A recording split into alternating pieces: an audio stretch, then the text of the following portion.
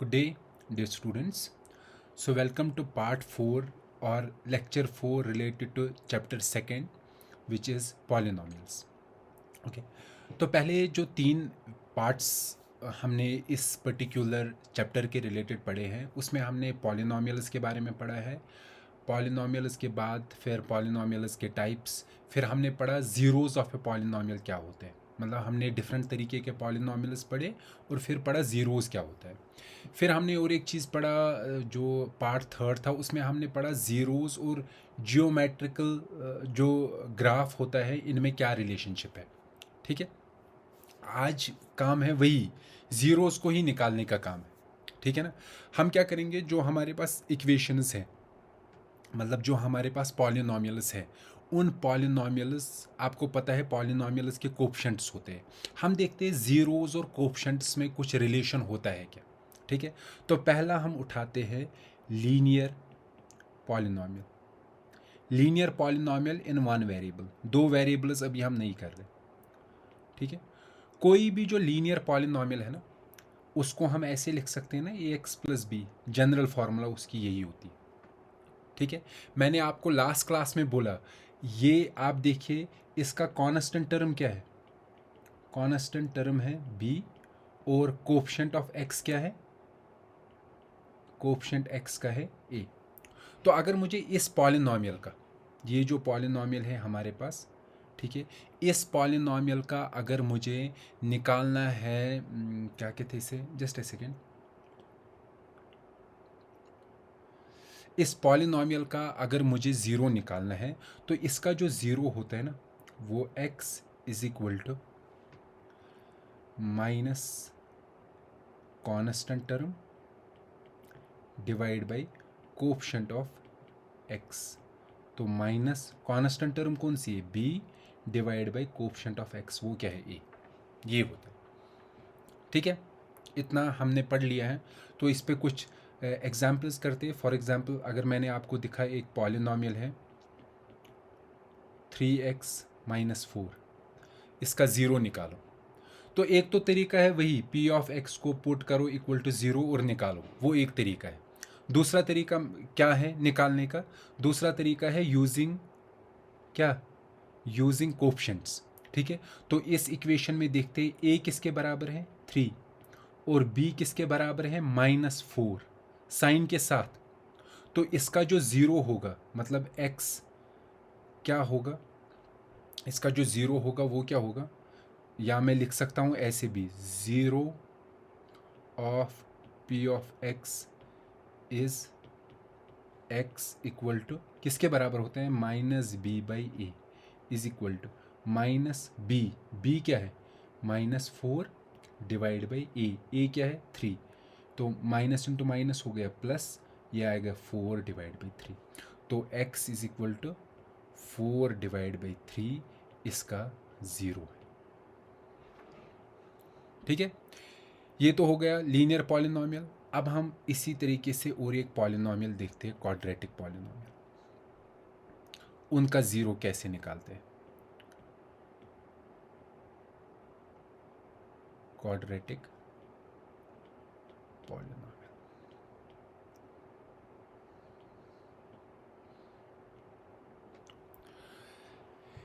Last lecture में मैंने बोला तीन तरीके के ज़ीरो निकाल सकते हैं. हिट एंड ट्रायल, जो हम नहीं करेंगे. हिट एंड ट्रायल हुआ वैल्यू देना x को और चेक करना ज़ीरो बन रहा है कि नहीं बन रहा है. दूसरा तरीका है पॉलिनॉमियल को पुट करो इक्वल टू ज़ीरो. ठीक है. इक्वल टू ज़ीरो जब पुट करेंगे ना, फिर x का वैल्यू निकालो. ठीक है. ये दूसरा तरीका है. तीसरा तरीका है यूजिंग कोफिशिएंट्स. जैसे हमने यहाँ तीसरे तरीके से निकाला, यूजिंग कोफिशिएंट्स हमने निकाला. तो क्वाड्रेटिक का पहले हम दूसरे तरीके का पढ़ते हैं, मतलब कैसे पॉलिनॉमियल को पुट करेंगे इक्वल टू ज़ीरो और x का वैल्यू निकालेंगे. ठीक है. तो हम देखते हैं, एक क्वाड्रेटिक पॉलिनॉमियल लेते हैं, p of x 3x square minus 2x minus 8. ठीक है. इसको लेते हैं हम. ठीक. तो इसके बाद इस क्वाड्रेटिक पॉलिनॉमियल को लेने के बाद हम देखेंगे इसका हम ज़ीरोज़ कैसे निकालेंगे. ठीक है. हम दूसरे तरीके से करेंगे। जो हमारा दूसरा मेथड था, दूसरा मेथड क्या था, हम पुट करेंगे पी ऑफ एक्स को किसके बराबर, 0 के बराबर। मतलब पी ऑफ एक्स हमारा क्या है, 3x² माइनस 2x माइनस 8, इसको किसके बराबर डालेंगे, 0 के बराबर। जब हमने इसको 0 के बराबर ने ना, अब हम इस इक्वेशन को सॉल्व करेंगे, मतलब x के वैल्यूज़ निकालेंगे। जो x के वैल्यूज़ निकलेंगे ना, वही इस पॉलिनॉमियल के ज़ीरोज़ होंगे। और आप लोगों ने ये चीज़ 9th में किया है कि हम एक क्वाड्रेटिक इक्वेशन को कैसे सॉल्व करते हैं। ठीक है, कैसे सॉल्व करते हैं, बाय मिडल टर्म स्प्लिटिंग। मैं ये थोड़ा अलग लिखता हूँ, अलग जगह पे ये लिखते हैं, वहाँ हम ये यूज़ करेंगे। ज़रा ये उठाओ, 3x² माइनस 2x माइनस 8, यही है ना। हम इससे यहाँ चलते हैं, 3x² minus 2x minus 8 is equal to 0। इसको सॉल्व करना है ना, मतलब मिडिल टर्म को स्प्लिट करना है। वो हम कैसे स्प्लिट करेंगे, ये 9th में पढ़ा है, बस मैं रिवाइज़ कर रहा हूँ। यहाँ पर हम क्या बोलते हैं, इस मिडिल टर्म को स्प्लिट करना है, -2x हमारा मिडिल टर्म है। देखो, इसको स्प्लिट करना है मतलब 2 पार्ट्स में डिवाइड करना है। कैसे डिवाइड कर सकते हैं, इसको हम लिख सकते हैं ना 10 माइनस 12x, वो हुआ ना -2x। दूसरा तरीका है 10 माइनस 12x नहीं, और एक तरीका है, फॉर एग्जाम्पल हम लिख सकते हैं इसे 4 माइनस 6x, ये भी तरीका है ना, 10x 4x, ठीक है, ये भी तरीका है। या कोई लिखेगा इसे 2x माइनस 4x, ये भी है ना, क्योंकि ये भी वापस क्या आएगा, -2x। कोई लिखेगा x माइनस 3x। बहुत तरीके हैं स्प्लिट करने के, एक तरीका है, दूसरा तरीका है, तीसरा है, चौथा है। लेकिन मिडिल टर्म स्प्लिट बोलता है आप जो ये मल्टीपल तरीके हैं ना, ये सब यूज़ नहीं करने, कोई एक यूज़ करना है। कौन सा एक यूज़ करना है, वो वाला यूज़ करना है कि उस स्प्लिट में जो 2 टर्म्स होंगी। देखो, पहले वाले स्प्लिट में 2 टर्म्स कौन कौन सी हैं इसमें, एक तो है 10x और दूसरी टर्म क्या है, -12x साइन के साथ। दूसरे में कौन कौन सी टर्म है, 4x और -6x। तीसरे में कौन कौन सी टर्म है, 2x और -4x। ऐसे ही बहुत सारे पॉसिबिलिटीज़ है। ठीक है, तो वो क्या कहता है, मिडिल टर्म को स्प्लिट करो ऐसे कि उन 2 टर्म्स का जो मल्टीप्लिकेशन होगा जिनमें हमने उसे स्प्लिट किया, वो मल्टीप्लिकेशन होना चाहिए ये पहली टर्म और लास्ट टर्म के मल्टीप्लिकेशन। ज़रा इनका मल्टीप्लिकेशन निकालो, ये क्या है, 3x² साइन के साथ उठाना है, ये क्या है, -8, तो 8 इंटू 3, ये क्या है, -24x²। मतलब उन टर्म्स में इसको स्प्लिट करेंगे मिडल वाले को, -2x को, कि उनका मल्टीप्लिकेशन क्या आना चाहिए, -24x²। ज़रा यहाँ देखो, इसका मल्टीप्लिकेशन क्या आ रहा है, ये आएगा -120x²। क्या ये यही है, नहीं, तो मतलब ये वाला स्प्लिट यूज़ नहीं करना है। दूसरे का करो, -6 इंटू 4, ये आएगा -24x²। तीसरे का करो, ये क्या आएगा, -8x²। देखिए, ये भी यूज़ नहीं करना है। ये वाला सेम आ गया ना, आ गया कि नहीं आ गया, दूसरे वाले का ये वाला, ठीक है। तो यही हम यूज़ करेंगे, इसमें स्प्लिट करेंगे, ये वाला 4x माइनस 2 6x। ठीक है, समझ आ गया। आप लोग ज़्यादातर क्या करना, जब आप मिडिल टर्म स्प्लिट कर रहे हो ना, ये वाला नंबर है ना 24, आप देखो 2x को कैसे डिवाइड करेंगे, वहाँ क्या, सॉरी, 2x को किन 2 नंबर्स में डिवाइड करेंगे, उनका मल्टीप्लिकेशन यही आना चाहिए, यही आपको दिमाग में रखना है। तो इसको मिडिल टर्म स्प्लिटिंग के लिए अब हम क्या लिखेंगे, 3x², 2x के बदले क्या लिखेंगे, 4 पॉसिबिलिटी है ना, कभी कभी हज़ारों पॉसिबिलिटीज़ होती है, लेकिन आपको कौन सा वाला यूज़ करना है, या आपको दिमाग में जल्दी जल्दी ये स्प्लिट निकालना है, ये आपका दिमाग यूज़ करना है। इसका हार्ड एंड फास्ट रूल नहीं है, मतलब कुछ नहीं है आप बताओगे कुछ भी। आप क्या करना है, ये जो 24 है ना, 24 किस किस नंबर का मल्टीपल होता है, उनका कोई ऑपरेशन निकाल के ये मिडिल टर्म निकालना चाहिए। जैसे 24 है ना, 6 और 4 का मल्टीप्लिकेशन, तो 6 और 4 को अगर हम सब्ट्रैक्ट करेंगे, वहाँ 2 आएगा, मतलब 2 को फिर हमें डिवाइड करना है 4 और 6 में। ठीक है, तो क्या लिखेंगे, 3x², फिर क्या लिखेंगे, 4x minus 6x minus 8 equal to 0, ये लिखेंगे। अब अगर किसी ने ऐसे लिखा ना, 3x² minus 4x plus 6x minus 8 equal to 0।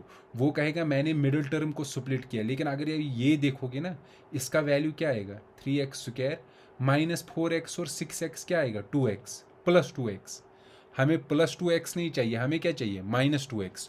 तो यहाँ आएगा 4x minus 6x minus 8 equal to 0। जब इतना निकला, फिर इसके बाद क्या करना है, इसके बाद जो पहली दो टर्म्स हैं उनमें से कोई कॉमन होगा।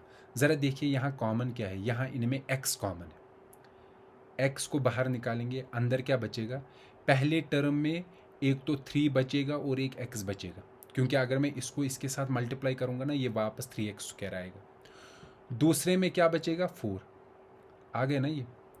ये जो अब बाकी दो टर्म्स बची, इनमें आपके क्या लिखना है, अंदर यही चीज़ लिखना है जो यहाँ आया ना आपको, यहाँ वही यहाँ लिखना है 3x प्लस 4। देखो ये चीज़ आप लोगों ने 9th में पढ़ा है, सिर्फ मैं आपको रिवाइज कर रहा हूँ ये चीज़। अब देखो यहाँ क्या निकलना चाहिए कॉमन, आप मुझे बताओ इसको क्या मल्टीप्लाई करेंगे, वो माइनस 6x बनेगा, माइनस टू इंटू 3x क्या आएगा माइनस 6x, माइनस 2 इंटू 4 क्या आएगा माइनस 8। आ गए ना वापस, यही इज इक्वल टू 0। ठीक है, तो फिर हम क्या करेंगे, दिस सिंप्लाइज, ये आपको अब समझ में आ जाना चाहिए मिडिल टर्म स्प्लिटिंग। ठीक, अब देखिए ये एक टर्म है, ये दूसरी टर्म है, इन दोनों में कॉमन है ये 3x प्लस 4, 3x प्लस 4। अब देखिए अब फिर क्या बचा, पहली टर्म में बचा x, दूसरी टर्म में बचा माइनस 2 इज इक्वल टू 0। ठीक है, तो हम यहाँ ये ऊपर लिखेंगे जो हमने यहाँ किया था ना, इसी को हम सॉल्व कर रहे थे। तो हमें क्या मिला 3x plus 4 into x minus 2 is equal to 0। यही आया ना हमने मिडिल टर्म स्प्लिटिंग करके, 3x plus 4 into x minus 2 equal to 0। देखिए जब दो नंबर्स का मल्टीप्लिकेशन होता है ना 0, जब दो नंबर्स का क्या होगा मल्टीप्लिकेशन होगा 0, इसका मतलब दोनों में से एक 0 है। क्योंकि दो नंबर्स को अगर हम मल्टीप्लाई करेंगे ना, 0 कब आएगा, जब उनमें से एक 0 होगा। जब एक 0 होगा ना, वो दूसरे को मल्टीप्लाई करके 0 बनाएगा। तो इसका मतलब या तो ये वाला 0 है या तो ये वाला 0 है। सो क्या हमें पता चला, आइदर 3x प्लस 4 0 के बराबर है और x माइनस 2 है 0 के बराबर, दोनों में से एक 0 है। आप इसको सॉल्व करो, यहाँ निकलेगा x is equal to minus 4/3, ये एक निकला। ठीक है, और यहाँ क्या निकला दूसरा, x इज इक्वल टू 2, ये दूसरा निकला।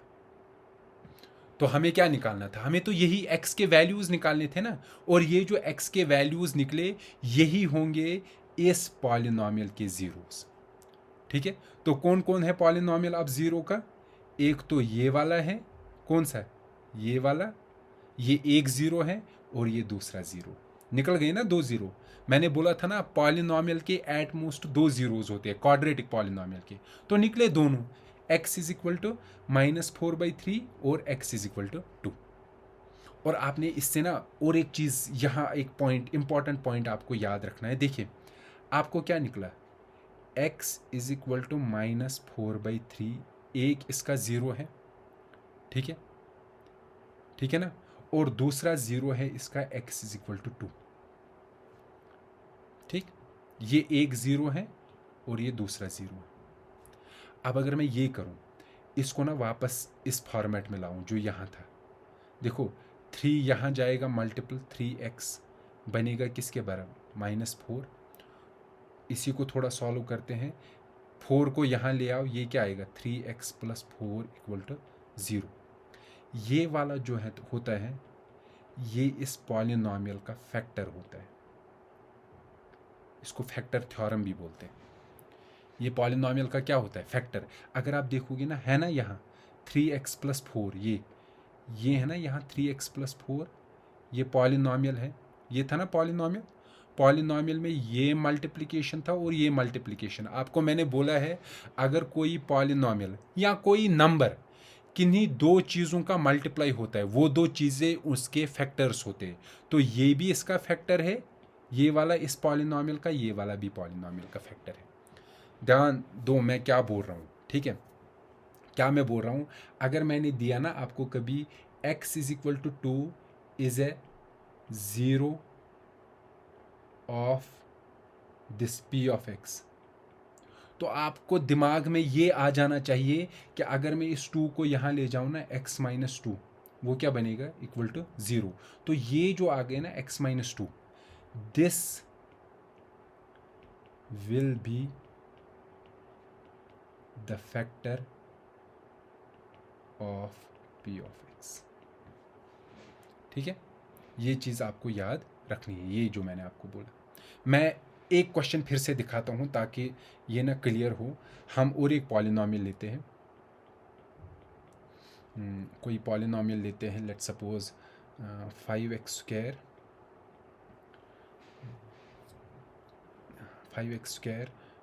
माइनस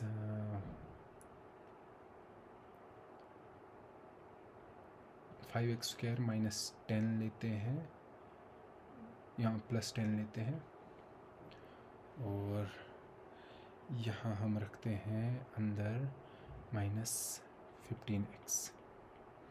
ये हमारे पास पॉलिनॉमियल है, 5x square minus 15x plus 10।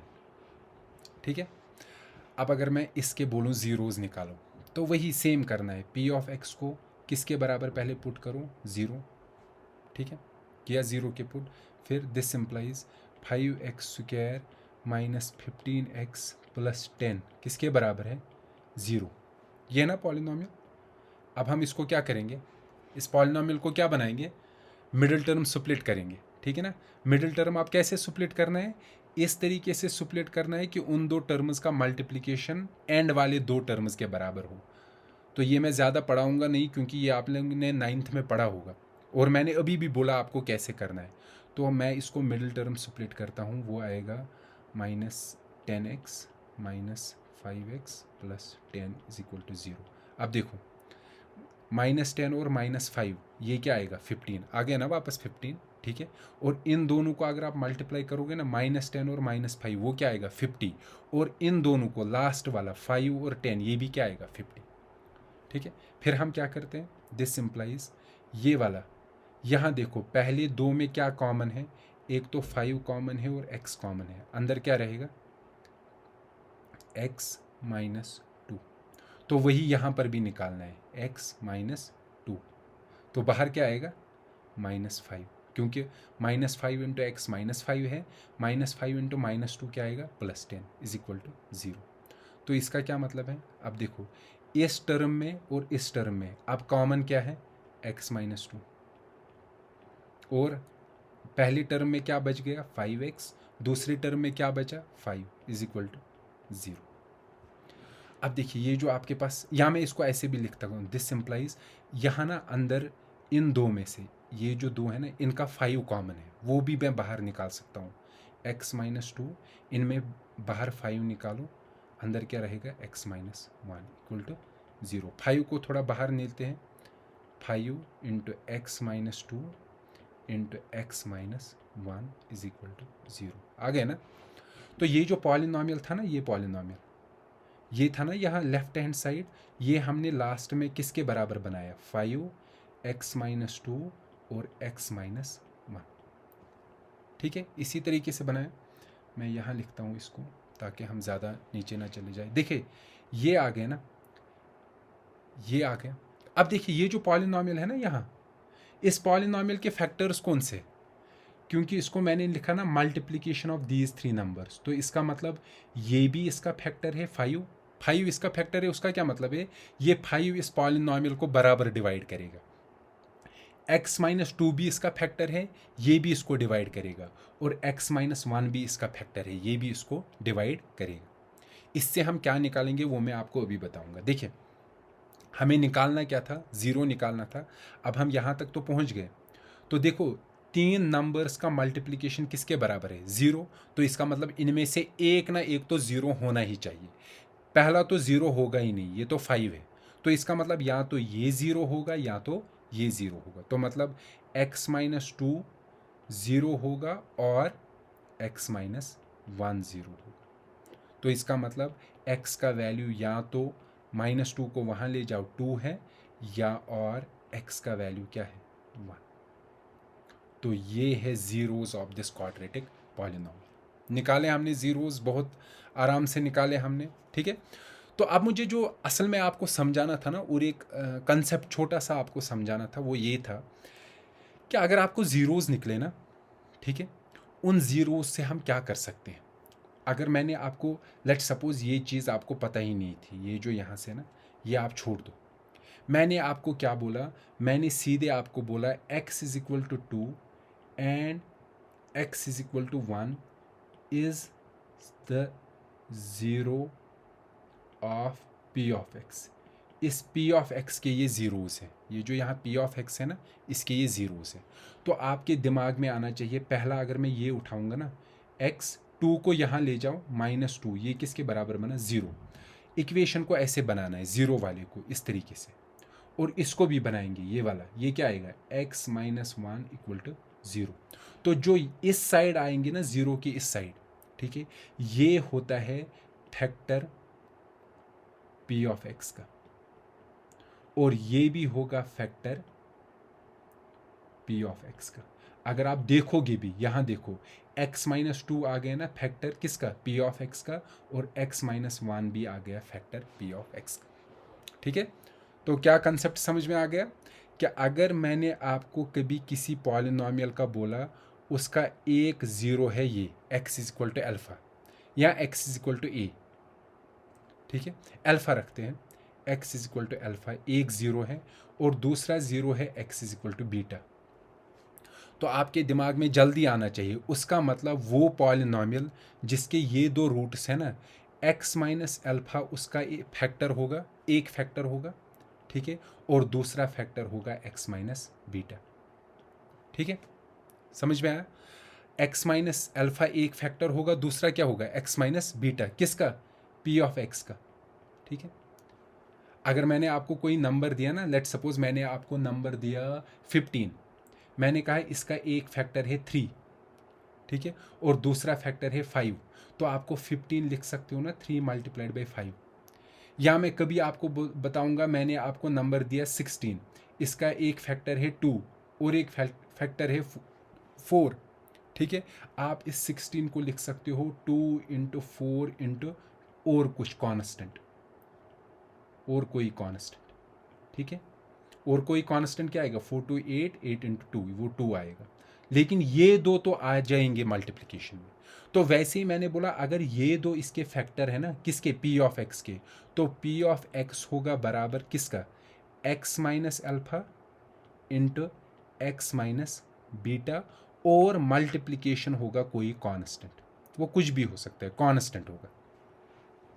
समझ आ गया, ये आप ध्यान रखना। अगर मैंने आपको कभी भी बोला है x is equal to alpha and x is equal to beta are the roots of a polynomial p of x, ये पॉलिनॉमियल p ऑफ x क्या है, क्वाड्रेटिक पॉलिनॉमियल, तब हम क्या बोल सकते हैं, x माइनस अल्फ़ा भी उसका फैक्टर होगा, x माइनस बीटा भी उसका फैक्टर होगा, इसको फैक्टर थ्योरम भी बोलते हैं, ठीक है। तो p ऑफ x को हम लिख सकते हैं k into x minus alpha into x minus beta, बहुत सिंपल है, जो आप याद रखोगे, ठीक, समझ में आया। तो अब अगर मैंने कभी बोला x इज इक्वल टू 2 और x इज इक्वल टू -5, ये दो रूट्स है, सॉरी ज़ीरोज़ है एक पॉलिनॉमियल के जिसका नाम है p ऑफ x, निकालो वो पॉलिनॉमियल।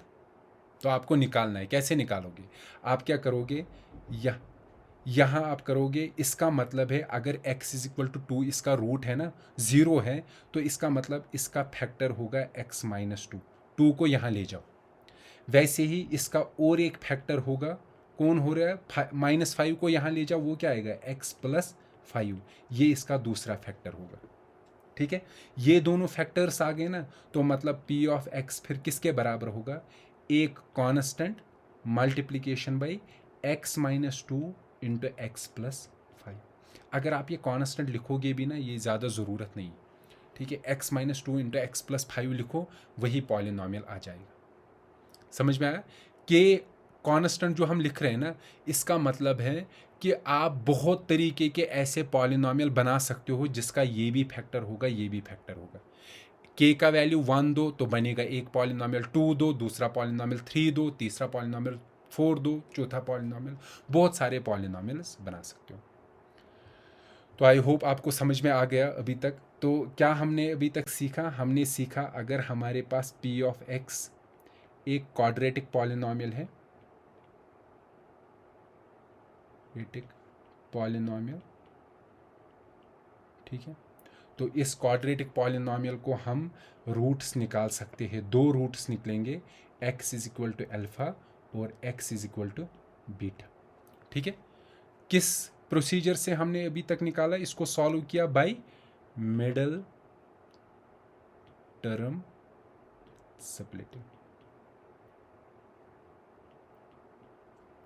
ठीक है, मिडिल टर्म स्प्लिटिंग हमने किया, ठीक। और हमने यहाँ सीखा कि अगर ये 2 रूट्स हैं ना, तो हम बोल सकते हैं x माइनस अल्फ़ा और x माइनस बीटा, ये दोनों इस पॉलिनॉमियल के फैक्टर होंगे। और अगर ये फैक्टर होंगे तो हम p ऑफ x को लिख सकते हैं x minus alpha into x minus beta multiplied by some constant. ये अल्फ़ा और बीटा अब आपको पता है ना, ये अल्फ़ा और बीटा क्या है? ये रूट्स है ऑफ दिस पर्टिकुलर पॉलिनॉमियल, ठीक, समझ आ गया। सो आई होप आपको ये लेक्चर समझ में आ गया जिसमें हमने क्वाड्रेटिक इक्वेशन के रूट्स के बारे में पढ़ा।